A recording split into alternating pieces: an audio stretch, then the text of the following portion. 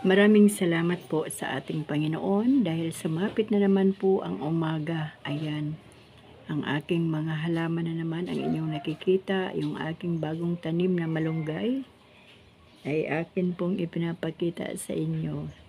At salamat po sa Panginoon sa araw na ito kasi muli na naman po tayong ginising ng ating Diyos. Na kahit anuman po ang bawat sitwasyon ng bawat isa sa atin, ang Diyos po ay hindi nagpabaya. Tayo po ay ginising niya muli upang masimulan na naman ang mga gawain natin sa araw na ito. At ako naman po sa aking pagising ay Biblia po ang aking hawak at katatapos lang din po namin ang gawain ngayong umaga. Ang aming life group, kahit man ang aming mga kasama ay mga taga-Canada, taga Maynila at taga Laguna, hindi po hadlang ang layo ng bawat lugar na hindi po natin maipagpatuloy ang salita ng ating Panginoon.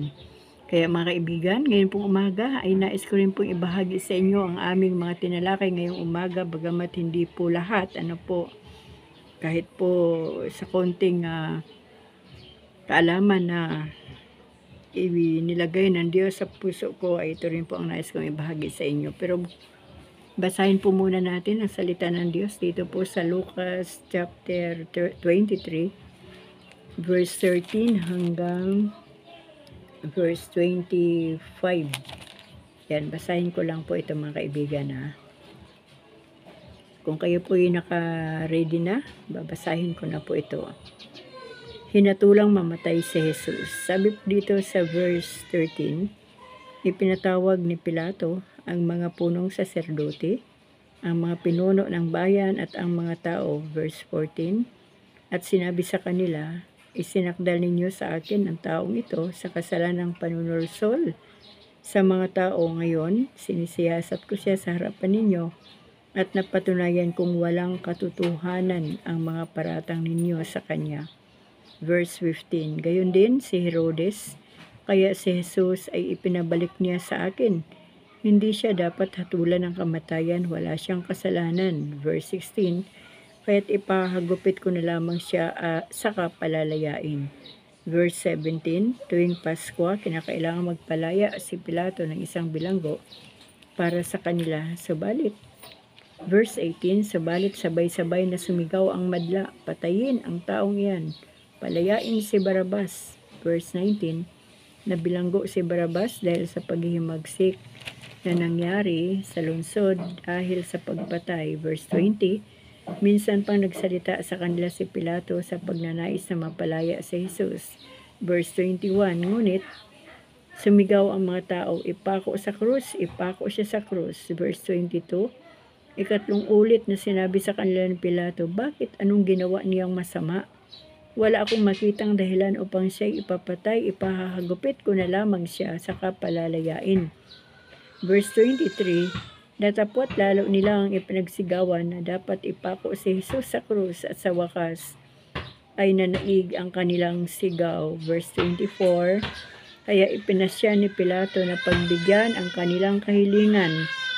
Verse 25, pinalaya niya ang taong nabilanggo dahil sa paghihimagsik at pagpatay ayon sa hinihingi nila at ibinigay sa kanila ni Jesus upang gawin ang kanilang kagustuhan. Purihin po ang Panginoon sa kanyang salita na ating binasa. Pero pagpasensyahan nyo na mga kaibigan talagang maingay po ang paligid natin. Pero magpapatuloy pa rin po tayo sa pagtatalakay at pagbabahagi ng salita ng Diyos kahit gaano man kaingay ang paligid. So, purihin po ang Panginoon sa ating binasa. At tayo po muna ay manalangin mga kaibigan. O Diyos, Ama na napakabuti at makapangyarihan sa lahat, sa oras pong ito, Ama, kami po ay lumalapit sa iyo, nagpapakumbaba, at muling humihingi po ng tawad sa lahat-lahat ng kasalanan na aming ginawa mula sa isipan, sa salita at sa aming mga gawa. Hugasan niyo po kami at pakalinisin ng banal na dugo ng aming Panginoong Hesukristo Salamat po dahil sa iyong dakilang pag-ibig, kami po ay napatawad mo na. Gabayan niyo po kami sa oras na ito sa aming gagawin at tatalakayin na iyong salita. Pangunahan niyo po kami at pagharian, ipaunawa niyo po sa amin ang salita mo upang ito'y aming maunawaan. O Holy Spirit, samahan mo po kami sa oras nito habang aming binubulay-bulay ang salita ng Diyos. Aming Diyos Ama, maraming salamat po sa iyo sa katagumpayan ng gawain sa oras na ito. Sa iyo po ang parangal, ang papuri, at ang pasasalamat. Ito po ang aming samot dalangin, Ama, sa pangalan po ng aming Panginoong Hesus. Amen. Ayan, may konting ubo-ubo pa rin ang inyong Nanay Rayleigh, pero sige lang po, tayo po ay magpatuloy. Napansin niyo rin po ba dito sa Lucas chapter 23 verse 13 ang nangyayari dito? Si Jesus Christ po ay hindi nakitaan ni Poncio Pilato ng kasalanan o mali. Kahit nung siya ipinadala kay Herodes, ay wala ring nakita si Herodes, kaya pinabalik niya uli kay Poncio Pilato. Pero ano po ba ang nangyari? Bakit ang mga tao ay ayaw makumbinsi o ayaw maniwala sa gobernador na si Pilato? Dahil ang nais ng mga tao ay ipako talaga sa krus si Jesus. Sa buhay po natin, mga kaibigan, nangyayari din po sa buhay natin ng mga nagdaang panahon ang kagaya po ng ugali ni Pilato o ni Poncio Pilato. Bagamat ay alam natin ang katotohanan, pero madalas ay hindi ito ang nasusunod. Naalala ko po nung mga panahon na kami ay nagla-life group ng aking mga kapatid kay Kristo. Meron pong nagsabing mga magulang na sabi po nung isang magulang ay ganito: gusto kong paalalahanan ang aking anak. Kaya lang natatakot ako, baka magalit siya sa akin. Tapos hindi na niya ako bibigyan ng pera na pangbili kong maintenance. Baka palayasin niya ako sa bahay niya. Sabi naman po ng isang nanay, ako ay natatakot din nga. Kasi baka hindi na niya ako bibigyan ng pangbayad ng bills at pang grocery at pambili ng pagkain dahil siya lang ang may trabaho sa pamilya. Gaya ni Pilato, alam niya na walang kasalanan, wala siyang makita na kasalanan na ginawa ni Jesus Christ, pero nangyari pa din na ang sinunod niya ay ang mga tao. Yung sa aking sariling pananaw lang, dahil gobernador siya. Baka pag hindi niya sinunod ang mga tao, baka kuyugin siya ng mga tao, o baka sa susunod na pagpili ng gobernador, baka hindi na siya piliin ng mga tao dahil hindi niya sinunod ang mga tao. Kaya minsan sa buhay ng bawat tao sa mundong ito, mas nangingibabaw yung pagpanig natin sa mali kaysa tama. Sa mga magulang na kagaya ko, totoo po yan na nangyayari yung mga ibinahagi sa akin ng aking mga kapwa nanay na marami silang takot, lalo na kapag sila ay pinapakain na lang ng kanilang mga anak o tinutustusan na lang sila ng kanilang mga anak na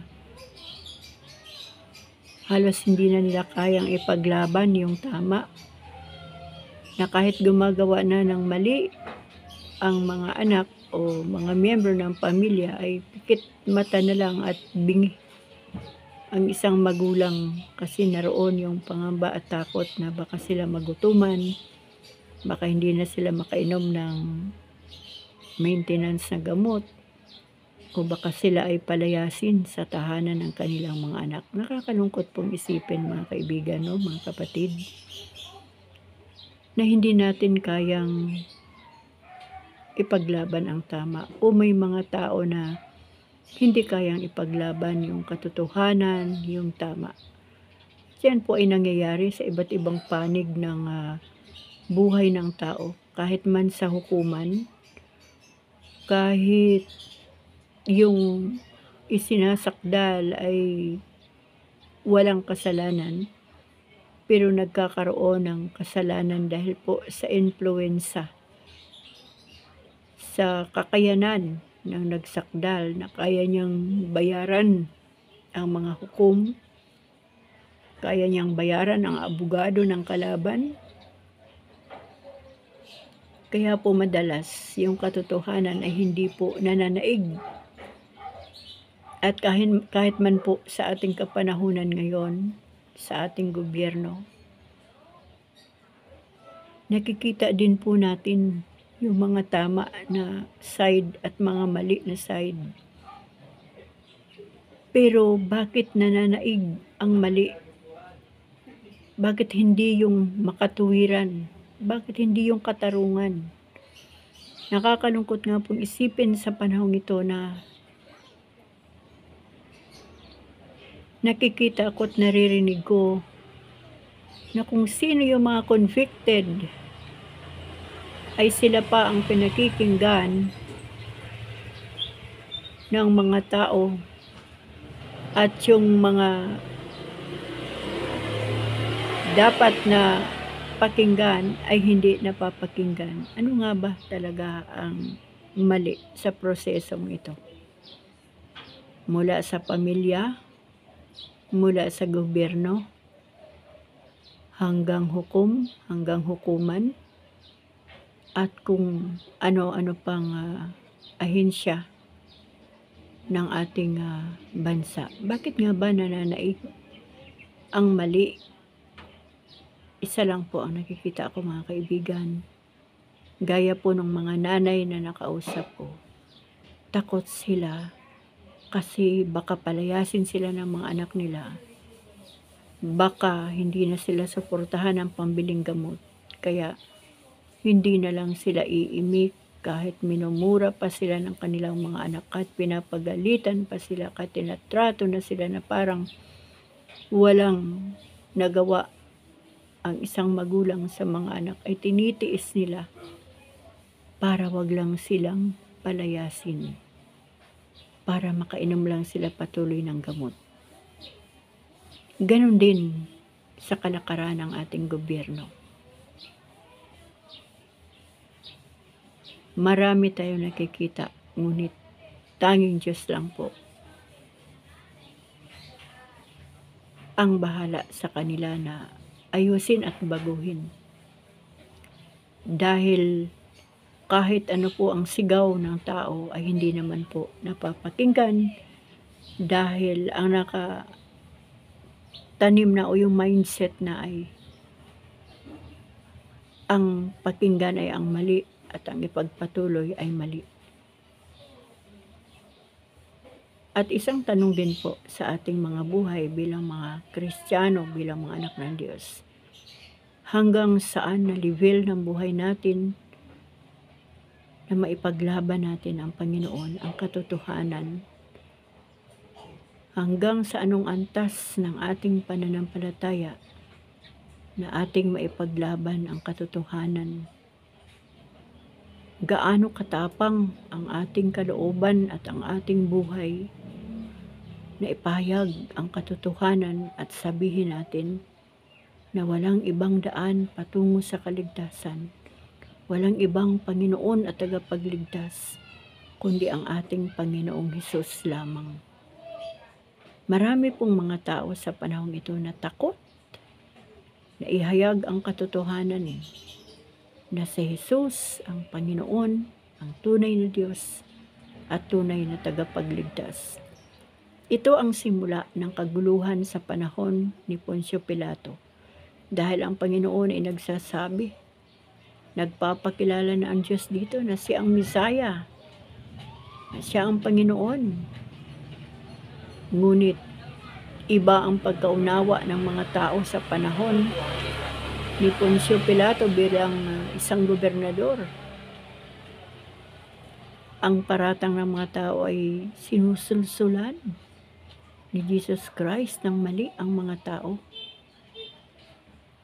Ngunit kung alam lang talaga ng mga taong ito na ang kanilang gustong ipapako sa krus ay walang iba kundi ang tunay na Diyos, malamang matatakot silang magsigawan ng ipako sa krus si Jesus. Mapalad yung isang bilanggo na naniwala sa Panginoon na siya ang Kristo. At nung nakita ng Diyos ang kanyang pananalig na yon, ay nung oras ding yon, ay sinabi ng Panginoon na kasama na niya ang taong iyon.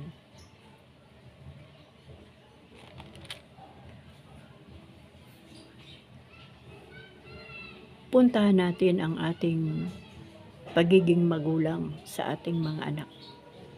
Mula sa ama ng tahanan, sa ina ng tahanan. Tayong mga magulang ay talagang sa bawat araw ay hinahanap talaga natin ang Panginoon sa pamamagitan ng pagbabasa ng salita ng Diyos. Dahil hindi po natin makikilala o mahahanap ang Diyos kapag hindi po tayo nagsisik o naghahanap sa salita ng Diyos. Kailangan po nating magbasa ng salita ng Diyos bawat araw. Kailangan po nating manalangin ng may kalakip na pananampalataya sa bawat araw. Kailangan po nating makinig ng salita ng Diyos sa bawat araw. Dahil mga kaibigan, ito po ang ating pakatandaan. Ang level po o antas ng pananampalataya ng isang nanay o isang tatay ay hindi katulad ng antas o level ng pananampalataya ng ating mga anak. Ngayon po ay napapanahon na sa mga huling araw na po tayo mga kaibigan. Hindi na po ito biruan. Ito po ay panahon na ng pagmamadali na sa paglapit sa ating Panginoon. Kaya sinasabi ko po palagi, sa bawat magulang na aking nakakausap at sa bawat magulang na kasama ko sa life group, na lagi nating paalalahanan ng ating mga anak na magbasa ng Biblia, makinig ng salita ng Diyos, upang sa ganon ay lumalim din ang kanilang relasyon sa Panginoon at lumawak din ang kanilang pangunawa sa salita ng Diyos. At lumawak ang kanilang pananampalataya sa Diyos. Ang kaligtasan po ay individual. Yung mga tao na umusig sa Panginoon, napakapalad po nila kasi noong mga panahon na yun ay nakasama nila ang Diyos, nakikita nila ng hayagan ang Diyos, nakakausap nila, natatanong nila, pero hindi po sila naniwala na yun ang Misaya, na yun ay si Jesus, na yun ang Diyos. Ngunit sa panahon po natin ay napakapalad po natin dahil meron pong iniwan ang Panginoon na Biblia na kanyang salita na ito ay buhay na salita ng Diyos.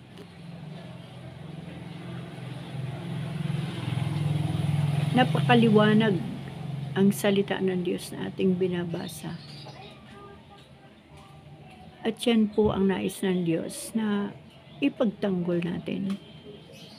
At bilang mga magulang, ay nais ko rin pong ipagtanggol ang aking mga anak sa pamamagitan ng pagpapaalala sa bawat araw sa bawat pagkakataon na sila'y aking nakakausap. Sabi ko nga kanina, hindi package deal ang kaligtasan. Kanya-kanya po nang lapit sa Panginoon para maligtas. Papaano makikilala ng ating mga anak ang Diyos kung hindi naman talaga sila nagbabasa ng Biblia? Hindi nagbabasa ng salita ng Diyos, hindi nakikinig ng Diyos consistently. Baka meron diyang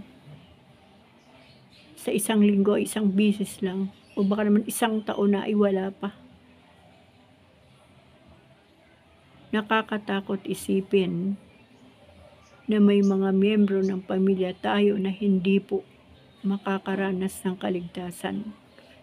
Dahil mga kaibigan, ang salita po ng Diyos ay para sa lahat, hindi lamang para sa isang tao. Hindi lamang ito para sa mga magulang, kundi ito ay para sa lahat, mula sa mga magulang, sa mga anak, sa mga manugang, sa mga apo, sa mga biyanan, sa mga tiya, mga tiyo, mga lolo't mga lola. Paano po natin makikilala ang Panginoon kung hindi po natin babasahin ang salita ng Diyos?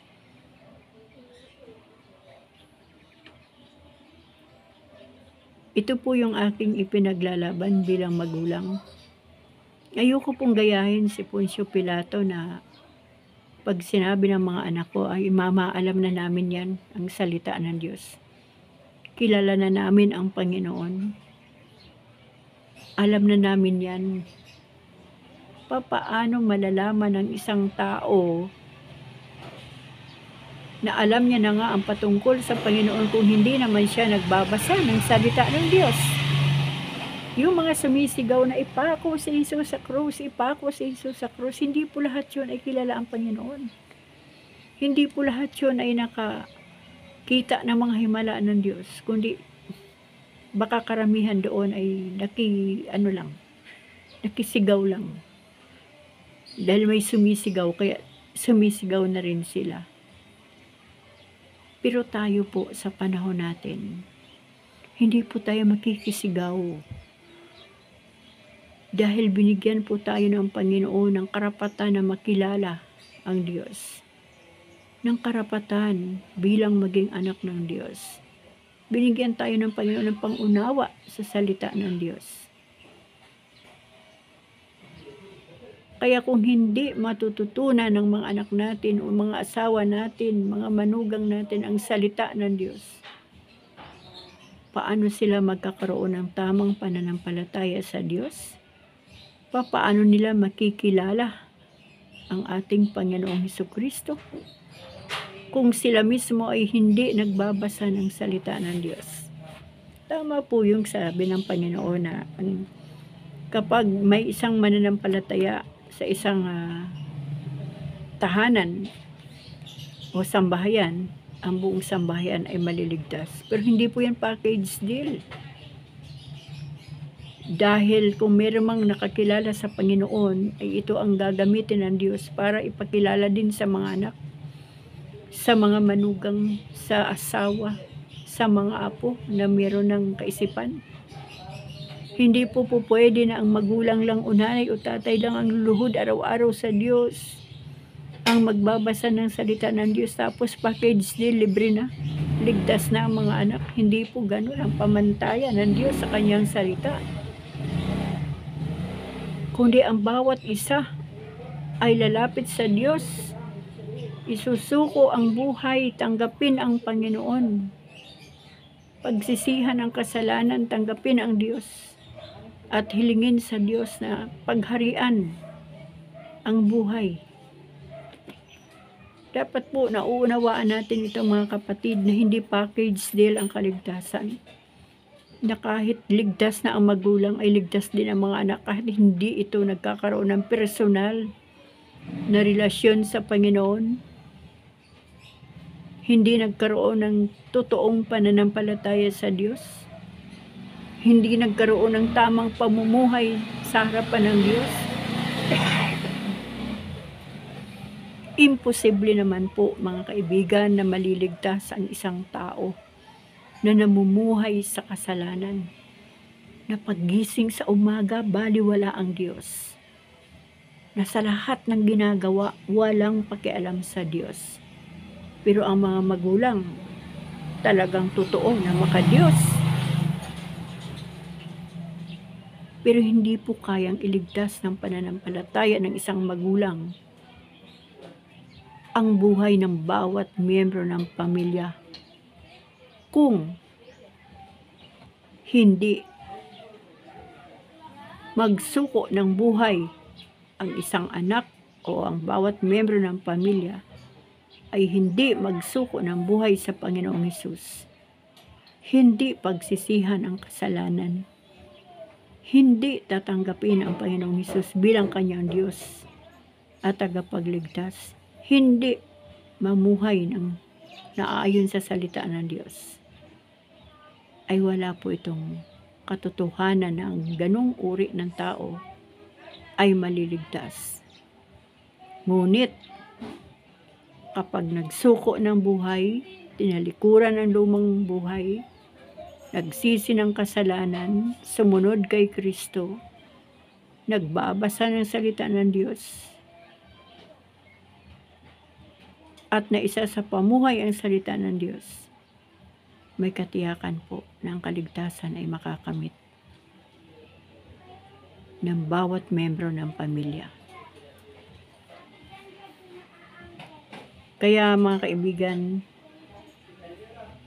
nawa ay hindi mangyari ang ginawa ni Poncio Pilato sa kanyang mga tagasunod, lalo na sa kanyang sarili. Naghugas kamay po siya eh. Hindi po tayo pwedeng maghugas kamay na kasi Lord, wala na akong magagawa. Sinabi ko na sa mga anak ko at sa mga tao na kakilala ko, mga kamag-anak ko, ayaw po nilang makinig. Yung kanila pa din gusto ang sinusunod, kaya siguro Lord, hindi ko na sila pananagutan. Pero iba po tayo sa karakter ni Poncio Pilato. At hindi man po tayo pakikinggan ng tao, pero natitiyak ko po na pakikinggan tayo ng Diyos sa pamagitan ng ating panalangin. Suportahan po natin ang panalangin ang ating mga pamilya, ang mga tao na inilalagay ng Diyos sa ating puso't isipan. Na kung paano po tayo nai-enjoy, kung paano po natin i-enjoy bilang mga magulang ang salita ng Diyos at ang buhay Kristiyano, ay ipanalangin din natin sa Panginoon ang ating mga pamilya, ang ating mga anak, ang ating mga manugang, ang ating mga magulang, mga apo, mga kamag-anak, mga kaibigan, mga kapitbahay. Ipanalangin po natin sila sa Panginoon na kung paano inuuhaw ng Diyos ang ating puso ng kanyang salita, kung paano inuuhaw ng Diyos ang ating puso sa pananalangin, kung paano inuuhaw ng ating Diyos sa pagbabahagi ng kanyang salita. Ito rin ang maramdaman at maranasan ng ating mga anak, ng ating mga pamilya, at lahat ng tao na ating nakakasalamuha sa bawat araw. Hindi tayo papayag mga kaibigan na kapag meron ng isang tao na inilalagay ng Diyos sa ating tabi, ay hindi pwedeng hindi natin ipahayag sa kanila ang katotohanan. Minsan kasi may dalawang tao nag-uusap patungkol sa Panginoon. Hindi na maihayag yung katotohanan kasi yung kausap na parang akala mo'y alam na niya lahat at gustong ligawin o iligaw ang iyong pananampalataya na ang ganda-ganda ng iyong mitiin na ay itong taong ito ay may pagkapiluso po ito, pero kailangan kong ipakilala sa kanya si Kristo para matanggal yung kanyang pagkapiluso po. Kaya lang ang nangyayari kung minsan hindi tayo makapiyok, hindi tayo makaimik. At yung tao na nais nating makilala si Kristo ay siya na lang ang nagsasalita, at kung ano yung kanyang alam ay yun ang ating pinakikinggan. Kaya kailangan magkaroon tayo ng tapang, ng katapangang espiritual. Hindi tayo nakikipagdebate Pero ako, ang design ko sa mga ganyang klaseng tao na tuloy-tuloy na nagsasalita at gustong iligaw ang aking pananampalataya, nagpipray po ang aking isipan na Panginoon, patigilin mo siya para makapagsalita naman ako. At ang Diyos po ay tumutugon. Kahit sa isipan lang tayo nananalangin. Marami po akong na-encounter na ganyan. Pero sa bandang huli, sila po ay nakikinig at umaayon sa aking ibinabahagi na salita ng ating Panginoon.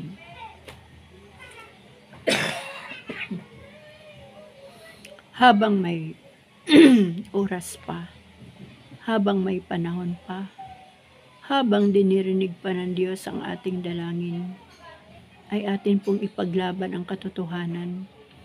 Ipaglaban natin ang salvation o kaligtasan ng ating pamilya.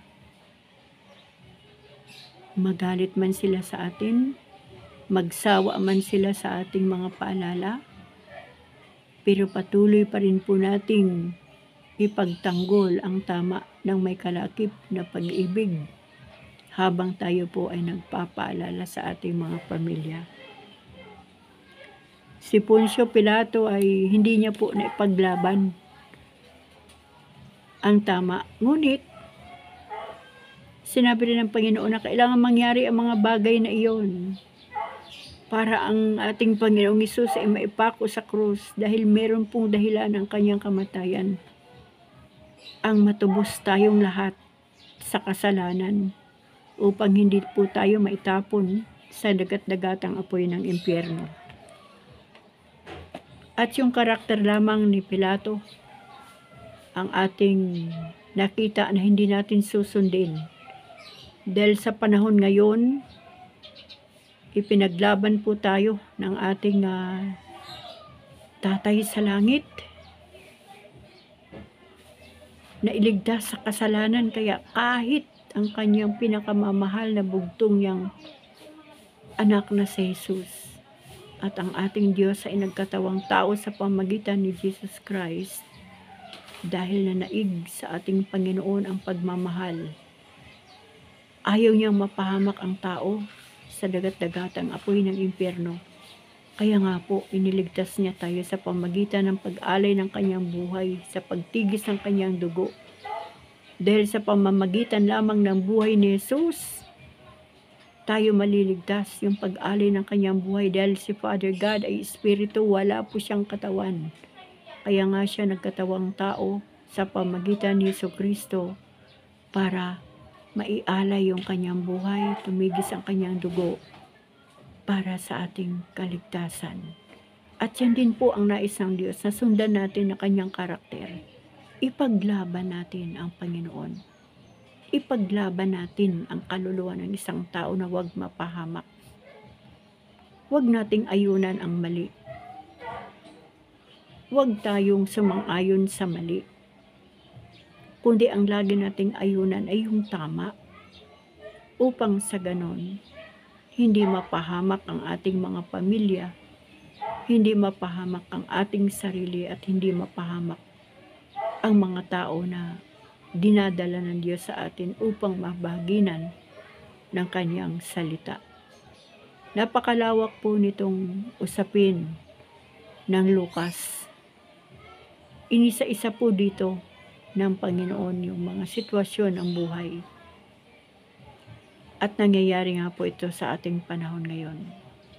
Laganap ang kasinungalingan. Laganap ang pagkakampi-kampi. Laganap din ang pagkabaha-bahagi. Laganap ang hindi tama. At parang yung katotohanan ay napipiringan o natatakpan. Dahil ang nais ng dyablo sa panahon ito, yung kanyang kasamaan at ang kanyang kamalian ay nais niyang gawing tama sa paningin ng mga tao. Ngunit kapag tayo po ay anak ng Diyos, alam na alam natin ang totoo. Alam na alam natin ang mali. Alam natin kung ano ang kasalanan. At may paninindigan tayo na ipaglaban ang tama.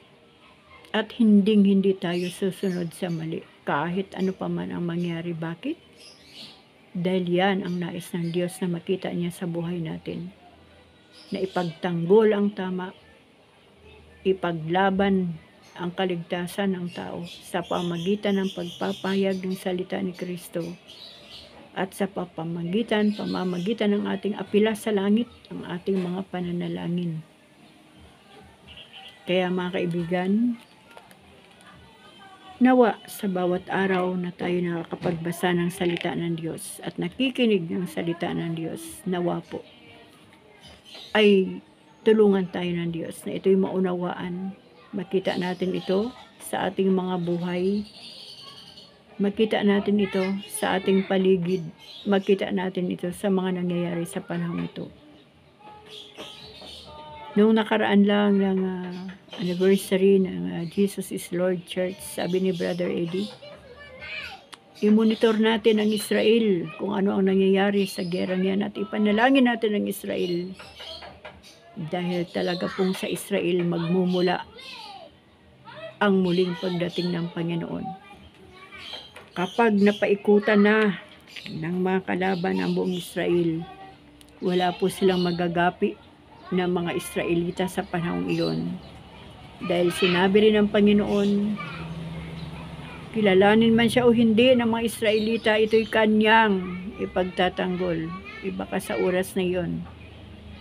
Kapag ginubkob na ng kalaban ang buong Israel, ay oras na rin ang pagkuha ng Panginoon sa kanyang mga pinili at minahal na mga kalahi ng ating Panginoong Jesucristo. Kaya mag-monitor po tayo sa mga nangyayari sa mundo ngayon at i-monitor din po natin ang nangyayari sa ating sambahayan lalo na. Huwag po tayo magpabaya mga kaibigan. Patuloy tayong magpaalala, patuloy tayong manalangin. Dahil ang Diyos lamang ang siyang may kapangyarihan para baguhin ang tao. At sa pamamagitan ng kanyang salita, kayang baguhin ng Diyos ang isang tao. Kaya niyang pasunurin. Si Poncio Pilato kasi ay sa boses at sigaw lang ng tao. Sumunod, nangibabaw.